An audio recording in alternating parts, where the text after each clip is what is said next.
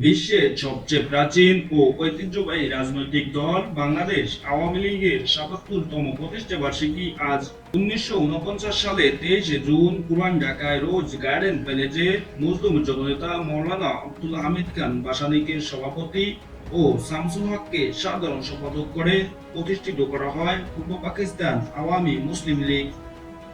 তখন কারাবন্দী থাকা তরুণ নেতা শেখ মুজিবুর রহমানকে যুগ্ম সাধারণ সম্পাদক নির্বাচিত করা হয়। পরে ১৯৫৫ সালে অসাম্প্রদায়িক চেতনায় দলের নাম থেকে মুসলিম শব্দটি বাদ দিয়ে নূতন নামকরণ করা হয় আওয়ামী লীগ।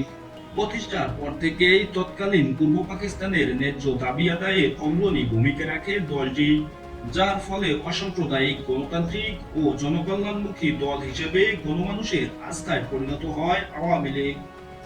৭০-এর সাধারণ নির্বাচনে নিরঙ্কুশভাবে জয়ী আওয়ামী লীগকে পাকিস্তানি শাসক গোষ্ঠী ক্ষমতায় বসতে দেয়নি।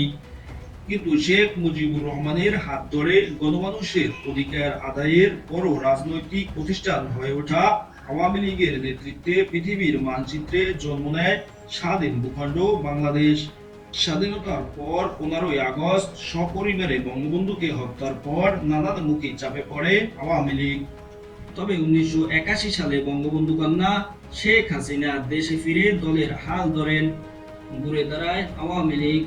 নানা চড়াই উতরাই পেরিয়ে টানা এক যুগেরও বেশি সময় ধরে ক্ষমতায় থেকে মানুষের অর্থনৈতিক মুক্তির সংগ্রামে আওয়ামী লীগের নেতৃত্ব দিয়েছে বঙ্গবন্ধু কন্যা শেখ হাসিনা।